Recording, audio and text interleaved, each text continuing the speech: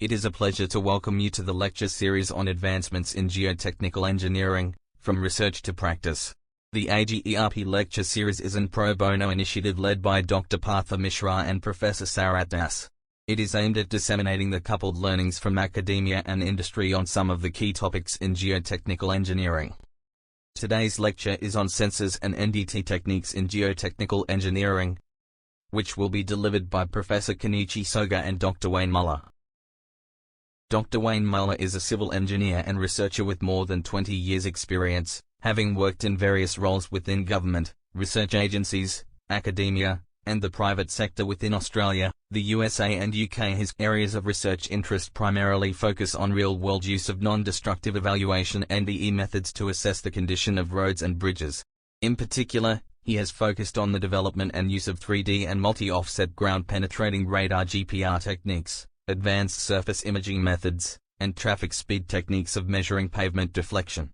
Dr. Muller has received a PhD from the University of Queensland in the area of civil engineering, a Bachelor of Engineering degree from the University of Southern Queensland, and is currently a Chartered Professional Engineer with Engineers Australia and a Registered Professional Engineer within Queensland. Well, thank you for inviting me to speak today, and I must say with Professor Soga's presentation, that was excellent. I wish I had some of the fibre optic based methods. I wish they was well developed when I was sort of looking at some of these techniques about 20 years ago, but they were excellent. So very, very good presentation.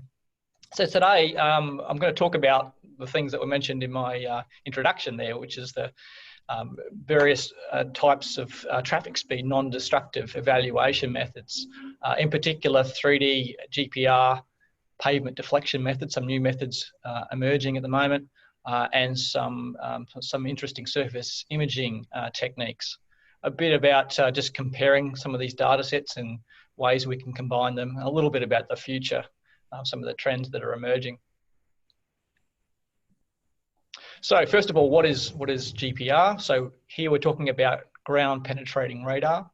And essentially what we're doing is we're using microwaves to look inside of infrastructure and to measure certain electrical properties inside the materials. You can use GPR for a range of things. You can see some examples here where I've used it in the past on concrete structures, approaches to structures, culverts. Top right-hand corner is a timber bridge that used to be the world's longest timber bridge, 292 spans. And what happens is termites get in and eat out the inside of these wooden girders. But the GPR sees that damage very, very clearly. So there's a range of different things you can use it for. It works very well on many geological materials. And of course, concrete and asphalt are often made from those same geological materials, so it works fairly well on those, and timber structures and other sorts of material. So just to give you a bit of a background as to the principle of operation for at least impulse GPR.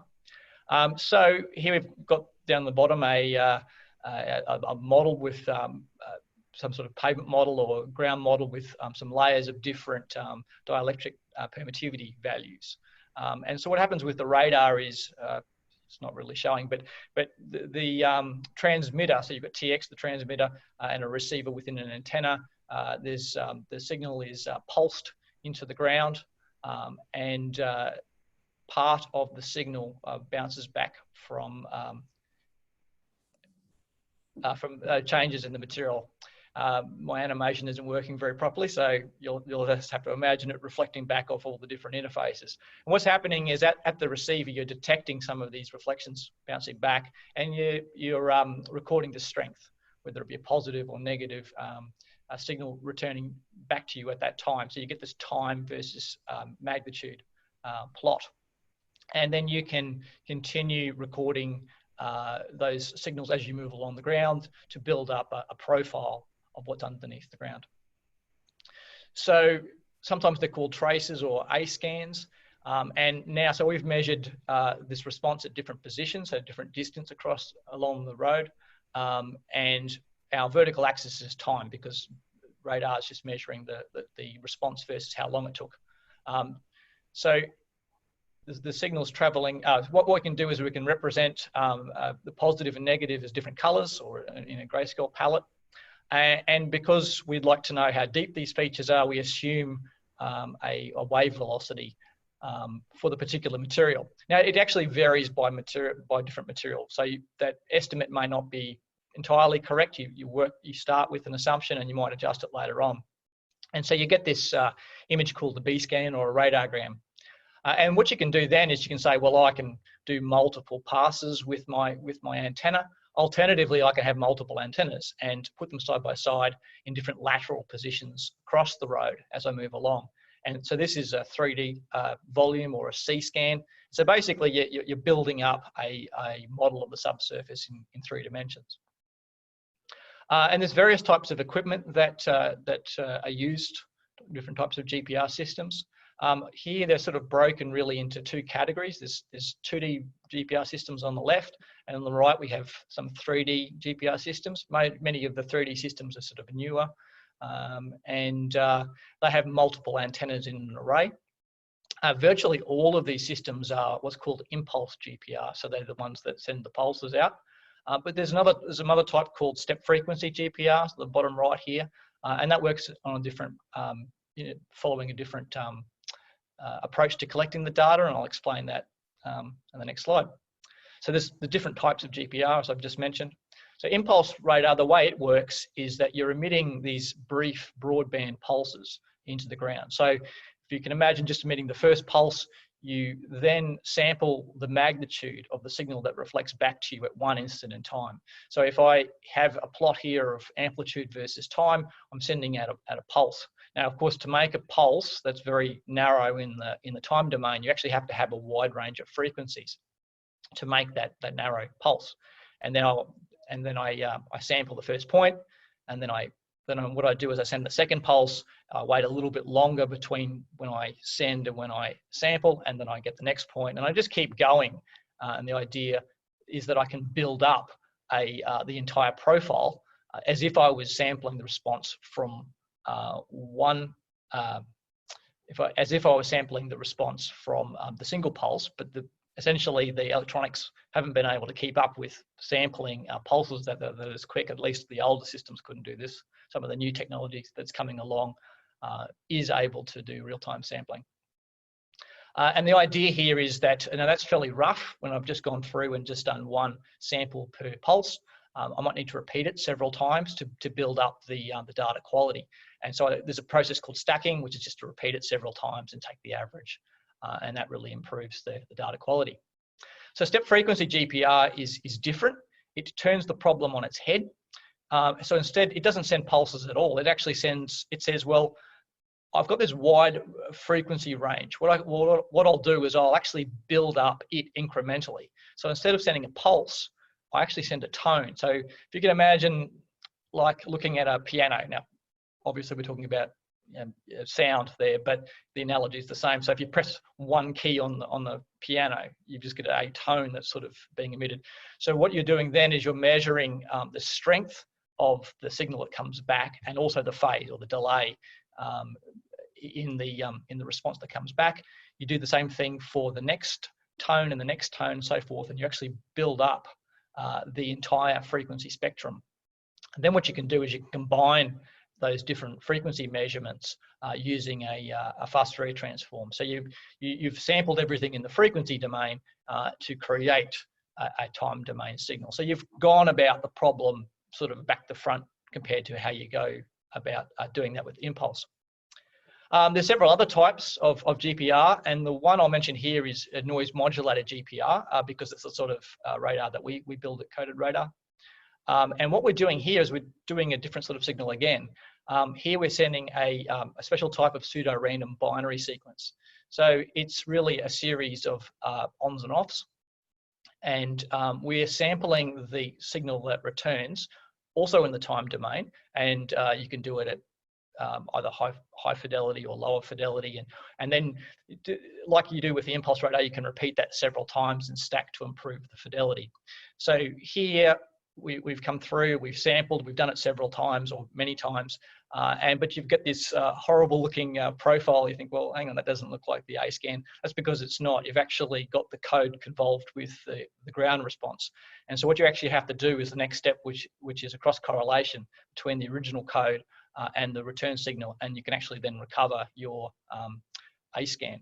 Now, these are all different ways of doing it. Why would you bother doing it one way or another?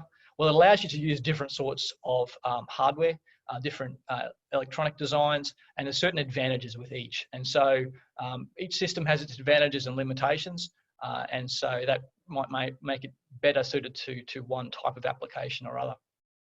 Okay, so NMGPR is what we refer to our type of GPR system, and there's some photos during its development. We've been using it in the field since about 2008, and over time we've worked on the antennas and the hardware designs. And we're using a noise modulated GPR approach. I believe this is the only system that's commercially available that uses this approach. And what we're doing here is we're actually sampling the return signal, not in high fidelity, but in low fidelity, and doing it many, many times. And say usually thousands of times or tens of thousands of times. So it's really massive stacking to improve the fidelity, but it also allows us to sample very, very fast. And this has allowed us to build systems that can collect 3D GPR data up to 100 kilometers an hour. And you might see here that some of these antennas on the ground, they're quite robust. They're designed really to be able to stay close to the ground and take a hit or two. And the suspension system's built in to keep it close to the ground and to achieve that consistent ground coupling. In Australia, we've been using it for more than 10 years. I'm not quite sure how many lane kilometres of scanning we've done. It would be above 15,000 lane kilometres. So well used here. This is a bit of a preview of the next generation of this technology. So it's really just the deployment mechanism. So similar technology, but in a pod and modular pod design. And so basically you can combine a number of different of these frames to build a system as big or as small as you'd like. So the example here, this is a 4-pod system. So that will collect 46 GPR channels across the array. And what you can do is essentially it lifts up out of the way, so you can drive to site with it lifted up, lower it down, collect the data.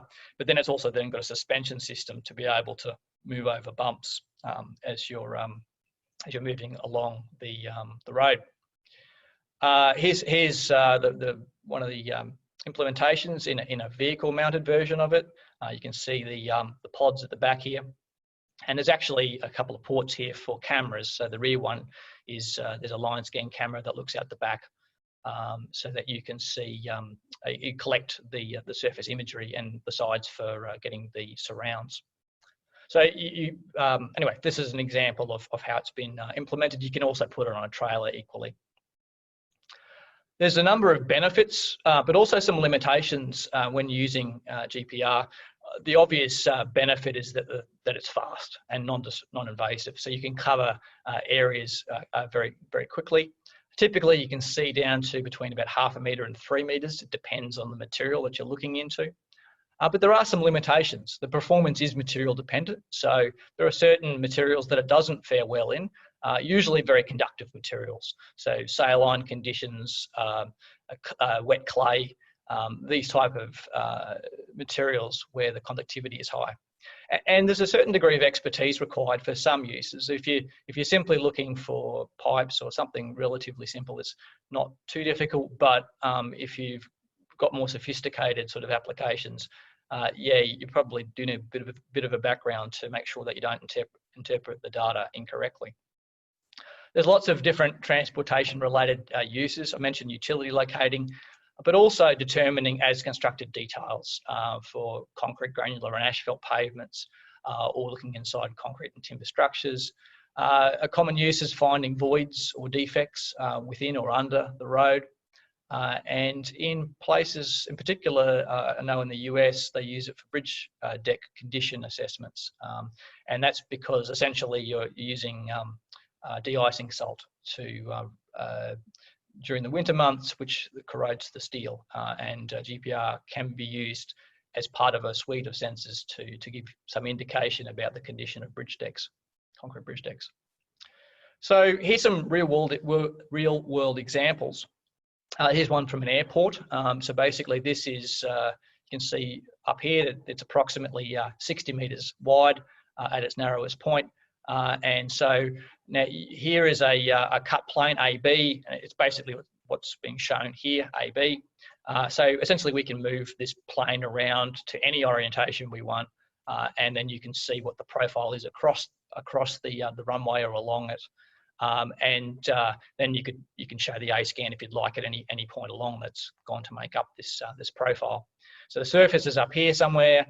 These are variations in the pavement thickness across the runway, and then the subgrade interface is down here. So this particular one was about just under 3 kilometres long and about 60 metres wide at the narrowest point, and you can cover it in about 7 hours just by driving backwards and forwards. So this is, I think there was a bit of double up when they collected this data. So I think there was around the 600,000 square metres of data. So, you know, massive site. And what we've actually done here is to combine it all into one model. So these are not separate runs. We've actually combined all the runs into one big data set. Here's another view of that same data set. Here, I've got the cut plane going the other way here, and there's a jointed concrete slab beneath an asphalt, within an asphalt runway. The joints are here, you can sort of see as you go along. And you can see a number of other changes of construction like here.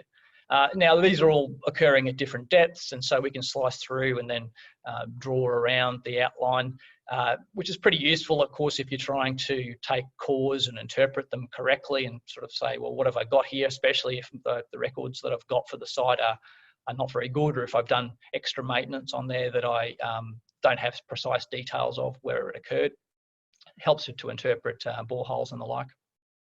Another spot along the same site. Here I've drawn in an orange line just to show you where the depth that we're viewing. So if I zoom in up here, so this is actually quite deep. We're looking at about 1.6 meters here. And if we zoom in, we can see the variations in the stratigraphy in the subgrade. So it's of course useful if you've got boreholes that go down to be able to say, well, where is my borehole sitting in relation to these data, and maybe I can use it to help interpret what I'm seeing, or to target where I should target areas for boreholes. This is a different airport. And this site, we actually were there looking at the pavement thickness. But interestingly, we had a look at the data when below the pavement into the subgrade. And so the subgrade interface is there. And if you look here, you can see a couple of reflectors, and you think, oh, hang on, what's that? And now these are over here. And if you look carefully, there's some linear features. I've drawn them in a little bit to show them a little better. And if you look in other parts of the pavement, they're pretty much everywhere, subgrade rather. So over here, if you zoom in, you can sort of see all these linear features. So there's one running along here, etc. So being able to put the data set together into a big 3D, one complete 3D model and cut through it allows you to see these sorts of features that would be very, very difficult to do with some sort of with a 2D system. You probably wouldn't be able to work out that these were linear features. This is another application. So this is these are concrete pavements. What was happening here was you've got a number of repairs that happened over many years. Most of them were steel fibre concrete repairs, but some were reinforced concrete. And the problem was they didn't really record which was which. And now they're going to rehabilitate the site. And the question is, well, if I'm rehabilitating steel fibre composite, I can probably break up the pavement. But if I'm going to hit steel, that's a problem. So I might have to use a different method. So having this information is very useful to be able to plan your remedial actions. So as you can sort of see down here, you get the speckledy appearance when you get the steel fibre concrete. You can just pretty clearly see the edge of it here. Here's some of the reinforcing. You can actually look at individual bars. These are tie bars joining the two different lanes of concrete. So they stand up pretty clearly in the radar. And actually, if we looked on the same site here at different locations, you could see similar reflections at the subgrade. And I've drawn in what these features are here. They're also linear looking features. And I know from other sites where we've found similar looking features that these are actually flow paths. So it's probably not water, but it's the hole that's left after water has been, water gets in, the trucks run over the road, the slabs get moved backwards and forwards, rock a little bit, the water gets pumped, and essentially it carves its way, carves a path underneath the pavement, and you're left with these linear looking features. So it was just interesting. So we were collecting these data at about 80 kilometres an hour, but you still can see these features, which was quite remarkable. Now, this is a different site. We were looking at the utilities in this particular location. And if you look at the site in Google Earth, you think, oh, okay, well, that's pretty typical intersection. Then you get the radar and went, hang on, what's this giant circle? I spoke to the site engineer and said, this didn't happen to be a roundabout. He said, how did you know? It was pretty clear from that data set.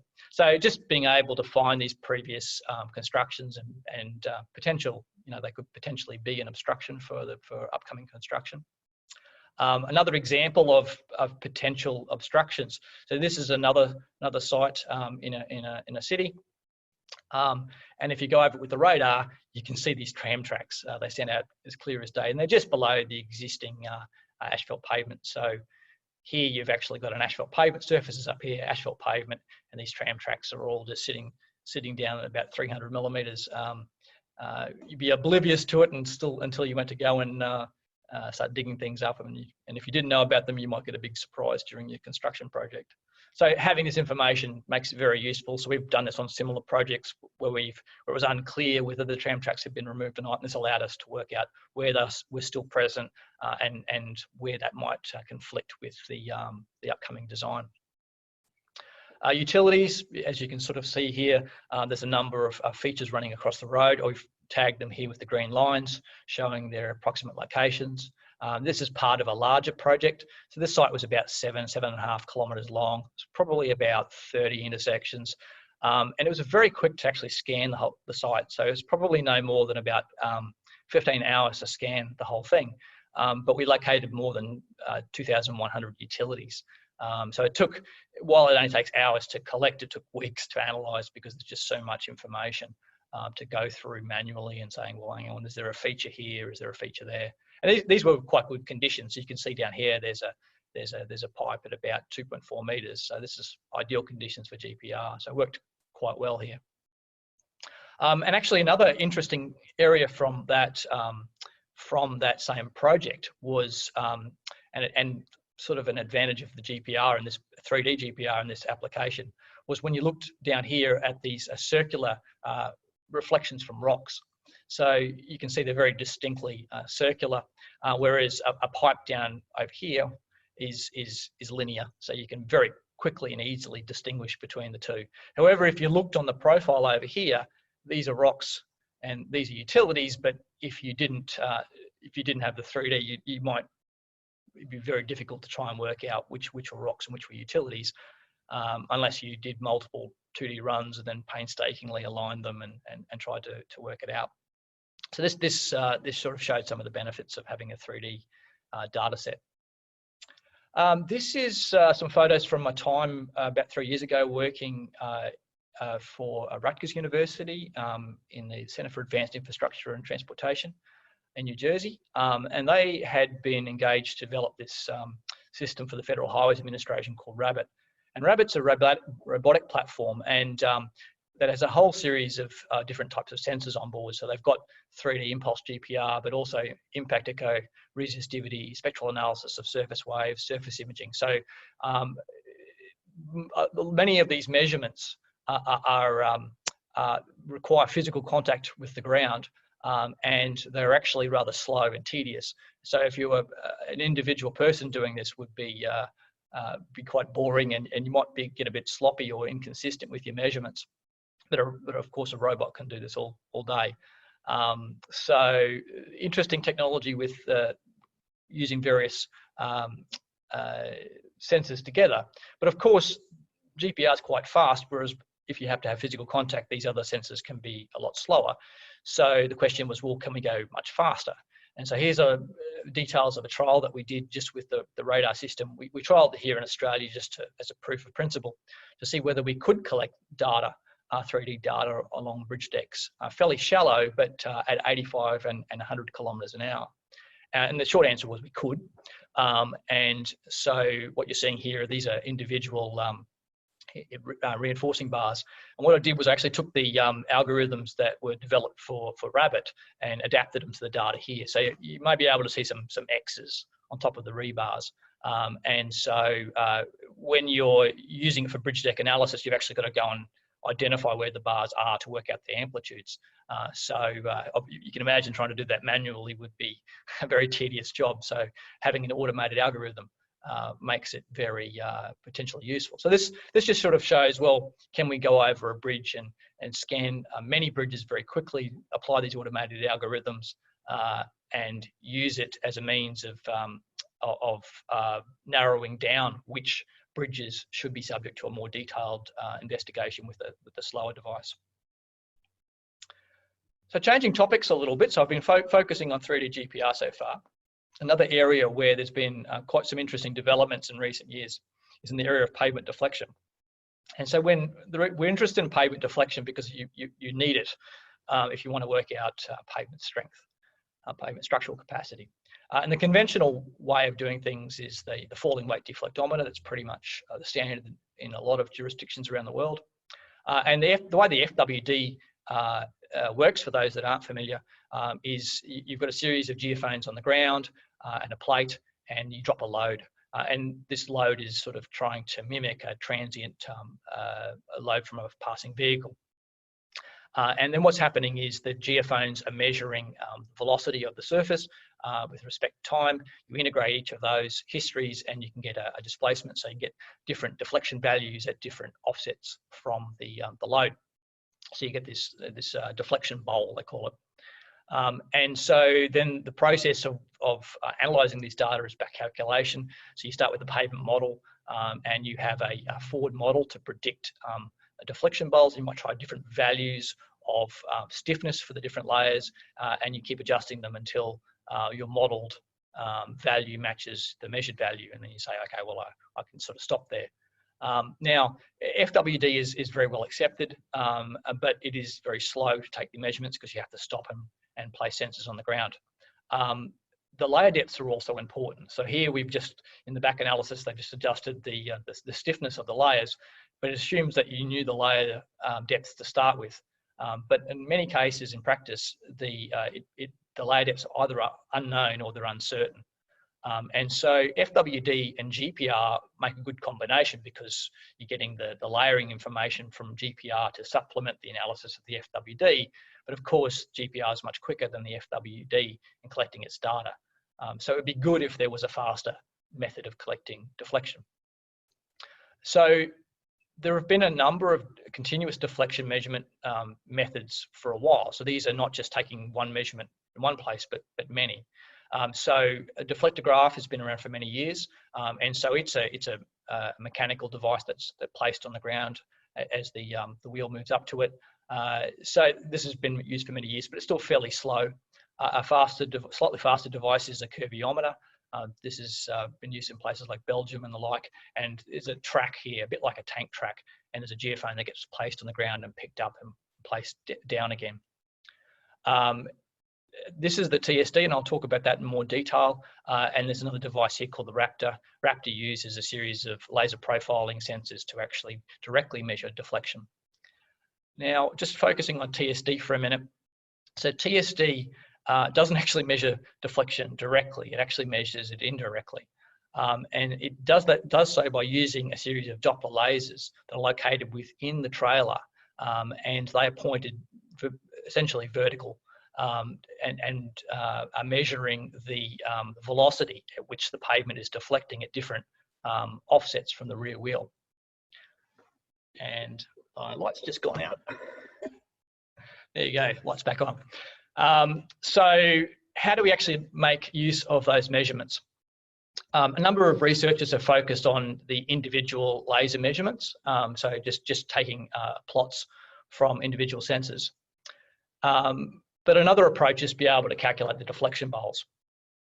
And just to explain how that's done, it's essentially numerical integration. It was just I'll step through the theory here just so you understand how you go from those TSD measurements of velocity. So if you can imagine the TSD is moving along at a constant speed of say 20 meters a second or 72 kilometers an hour. Now think about a point on the ground, and it's about 500 millimeters away from the rear wheel. Now that point started deflecting down as the truck's approaching it, and it's moving downwards at some vertical velocity. We'll call it V500. And if we think about the situation like a thousandth of a second later, the TSD has moved forward a slight amount, call it dx. Now that point is deflected, but it hasn't moved laterally, so it's 480 mils now from the wheel. And its vertical velocity is slightly different to what it started with. And we'll just call that V480 because it's 480 mils away. So you could work out on what the average velocity of that point was in the vertical direction over that time, which is just the average of the start and the end vertical velocities. And the thing is, though, that deflection that's occurred to that point and the horizontal movement of the TSD are related by the elapsed time. That is, in that time dt, the point moved down a little bit at a certain velocity, and the whole TSD moved forward a little bit dx by divided by its horizontal velocity. So if we forget about dt and rearrange, because we're interested in the increment of deflection, we can just get dy by rearranging. So to implement that in practice, what you do is you actually take your TSD measurements, but you plot them in terms of the vertical velocity divided by the horizontal velocity and versus the position of the laser, the offset from the wheel. What we do here is make an assumption. We assume that the pavement is deflecting, and when the wheel reaches it, it sort of stops. It's not quite true, it keeps going a little bit, but it's a simplifying assumption. And that we assume that far away from the wheel, the pavement hasn't started deflecting yet. So, that must be true. We don't have an infinite number of lasers, so we use curve fitting just to interpolate the results in between. And if we look at each area of increment, so here, this is VV on VH, this is DX, and so that area is just dy is the increment of deflection. So all we need to do is add up these increments to determine the deflection bowl. So if we work from the tail towards the wheel, we just add up all the little increments and we get the deflection bowl. When you do this in practice, this is one of the very first uses. We actually had the very early prototype of the TSD, and we only had 2 working lasers, these points up here, and we had to estimate a value. And basically the blue is the deflection bowl you get using this approach, and the dotted line here is the FWD, which was quite surprising that it worked so well with so few points. When later we had a TSD with many lasers, and we didn't need to make any assumptions, and you got a very good correlation. And these are some data from that system. So the white the dots here are FWD measurements on a number of foam bitumen granular pavements, foam bitumen stabilized granular pavements. And the line is the TSD in terms of its D0, the deflection at 0 offset from the wheel. So it was quite a good correlation. Now, I mentioned previously the combination of the FWD and GPR. Well, it seemed obvious that you want to combine the TSD and the GPR. So back in 2010, one of the systems was brought over from Denmark, and we followed it for about 400 kilometers. So here is a plot of the D0 and the corresponding GPR in the same wheel path. And so here, for example, these are asphalt patches, and you can see a distinct drop in the deflection at those locations. So, if you're looking here, you can sort of see, well, this is cause and effect. There's a stiffer part of pavement here, and the deflection drops down. That seems fairly logical. And you can see similar sort of patterns here. So I'm seeing about 7 kilometers of data across the screen here. And so there, for example, there's a change of construction and there's an obvious drop in the deflection. There's probably a bit of a change in the pavement. Maybe there's somewhat of a change in the deflection. But interestingly, there's a location here and another one over here where the pavement structure hasn't really, doesn't seem to have changed, but the deflection's different. So this is interesting because it means that the layering hasn't changed, but the strength of those layers has changed. And if you had TSD by itself, you might say, oh, this is a change of construction. If you had the radar by itself, you'd say, no, it's not change of construction. It must be all the same strength, and neither would be right. So you need the two techniques to look at both in combination to really understand what's going on.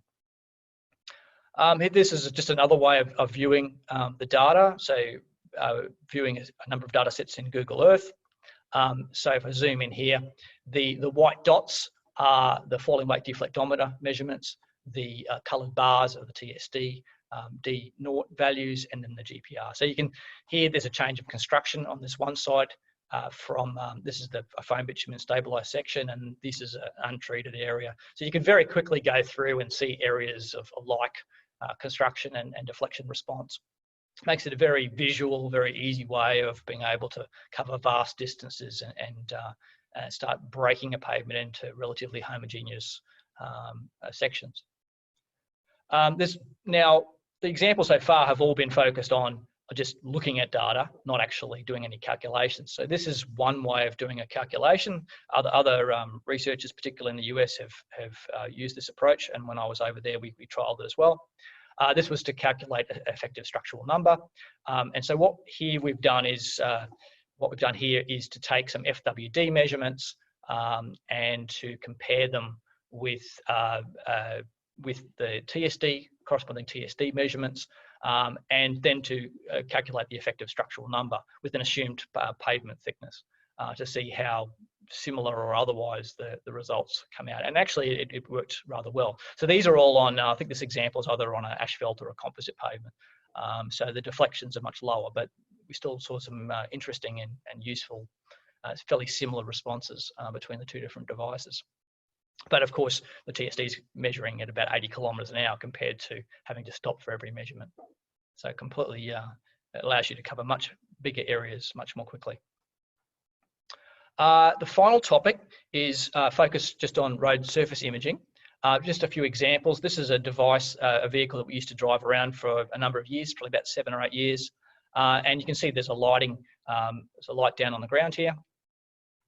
You get a luminance image. This is about 4 meters wide. You can zoom in and see lots of details. But it's got another trick up its sleeve, which is basically, I believe this is the only mobile photometric stereo system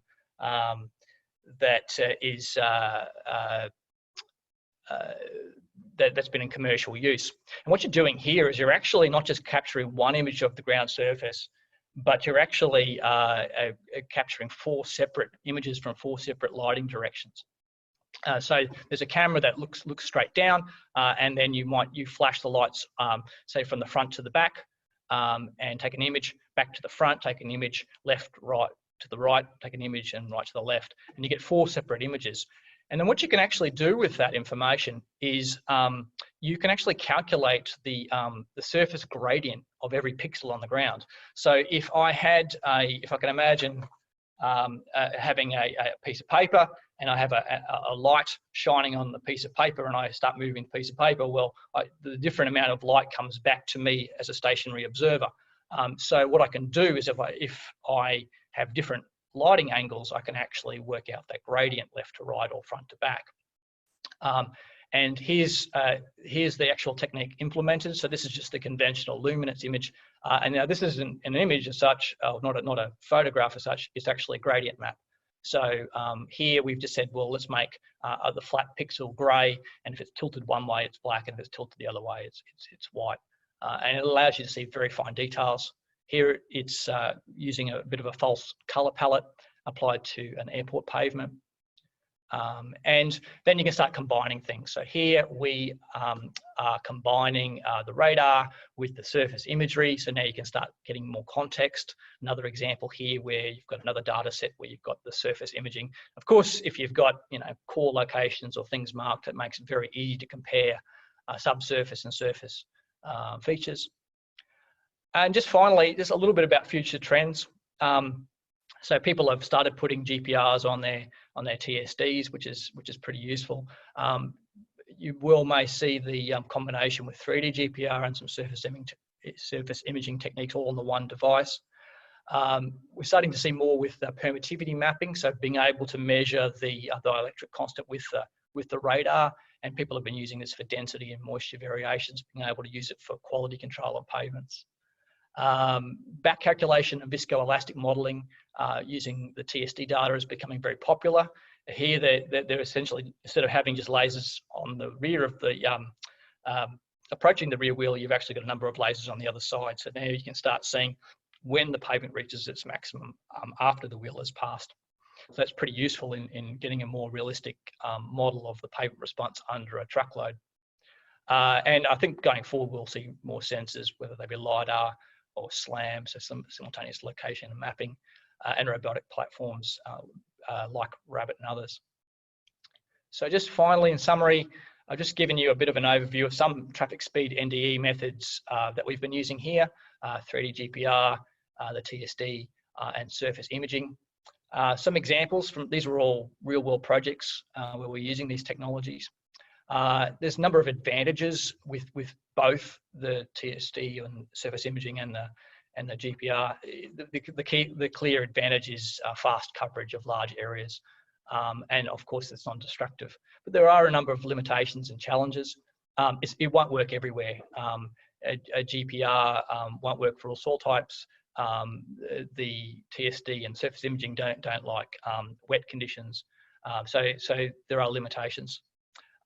We've also got to think about, well, these data are somewhat different from the ones that we're used to. Do we need to develop new analysis methods, or just adapt the existing ones with some sort of caveats or adjustments? And then there's a lot of data. How do you manage and use such a large amount, such a large quantity of data? That's one of the challenges here. And with that, I thank you for listening, and welcome questions.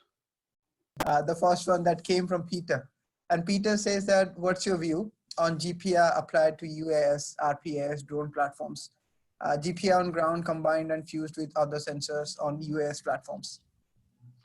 I'd say originally I thought it wouldn't work very well, but I've seen a lot of examples from people where they've shown some quite good results. So I've been pleasantly surprised, I guess. So this is basically putting GPR on a drone.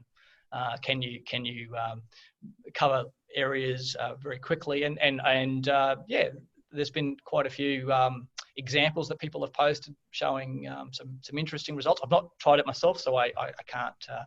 I don't have first-hand experience with it, but it's certainly an area that other people are getting interested in using a way of using GPR. And the next question that we have is, what is the maximum depth of investigation for 3D GPR with FWD or SWD?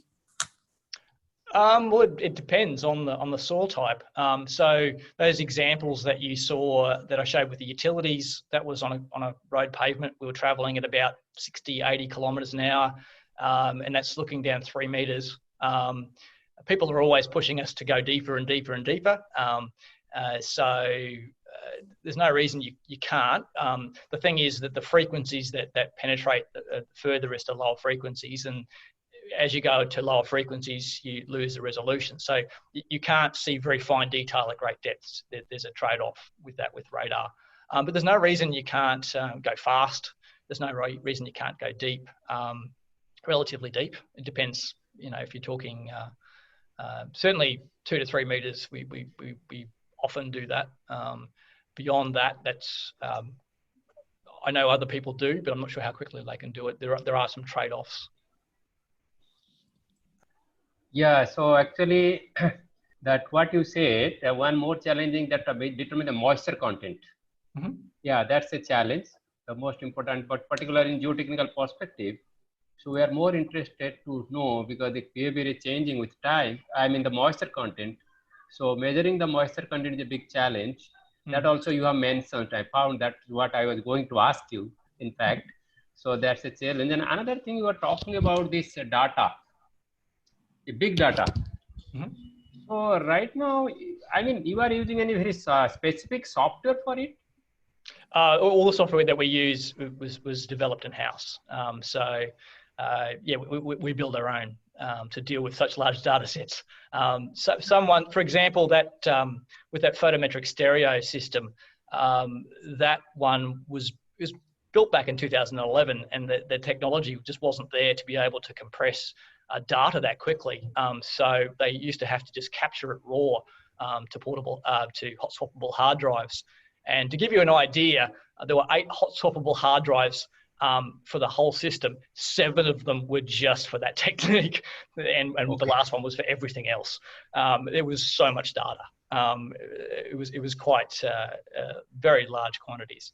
And regarding the moisture, it was actually the topic of my PhD. So multi-offset GPR. So yes. So what I did was to basically take the radar, to use a 3D radar, not just you use it in a different mode called multi-offset. So what you're doing here is you transmit on one transmitter and you listen on multiple receivers, and those receivers are at different spacings away from the transmitter. And what you can do here is that the signal is going down to the pavement, to the next pavement layer interface, and it's arriving back at the nearest receiver first, and then the next receiver a little bit later, and the next one a little bit later. And so you can borrow the same analysis techniques from seismic reflection to work out the speed of the wave, and then relate the moisture content. Moisture content related controls the speed of the wave. So you can build up a relationship between the permittivity and the moisture content, measure the permittivity based on the speed of the wave from this technique, and use it to infer the moisture content for granular pavements. So this was a way of, so some of the work that I did previously was to automatically fit a model at every location as you moved along. It's a little bit like the Ford modeling you saw with the FWD, but in terms of the layer depth, the velocity, and the moisture content. So yeah, it's potentially, so you could potentially get moisture measurements as often as you'd like, every few millimeters if you'd like. I think for the example we tried in the field, it was about 60 millimeters, and we could do that for a few hundred meters. But you could potentially do this for kilometers and kilometers and kilometers. Okay, so another thing, so when you are increasing the speed of this scanning, so is there any decrease in accuracy? No, basically you're, because you're dealing with the speed of light, it probably doesn't even know that you're really moving. So to give you an idea, typically, I know in the past we used to have the system set to do about 65,000 iterations. So in 60 millimeters travel at 100 kilometers an hour, you've actually repeated the signal 60,000 times. So it doesn't really even know that you're moving. Okay. So, and it's, now there are some variations between different sorts of radar. That's one of the advantages of the approach that we use is because it's a digital signal. One of the issues with if you're sending a impulse signals, there's a circuit that that's used to make the pulse, and its performance changes slightly as it heats up. So you sort of have to turn it on and wait for it to warm up so it's nice and consistent. Then it's nice and good. However, if you don't do that, then if you're taking measurements that are based on amplitude, that could vary because the signal the content of the signal is temperature dependent. It takes a while to warm up. Whereas with a digital signal, that doesn't happen. It basically is accurate from the second you turn it on. Wayne, what is the spatial resolution that you can get? Or is it more like a continuous measurement? Well, there's always a trade-off. So if you saw that example from the bridge deck, there I said, okay, well, I don't care about seeing deep. So what I'll do is I'll shorten up the code that we use, and so I can do it more often. And so we were down to about 6 millimeters on 30 channels at 100 k's an hour. So 6 millimeters is pretty fine spacing. More typically, we might be doing about 60 millimeters.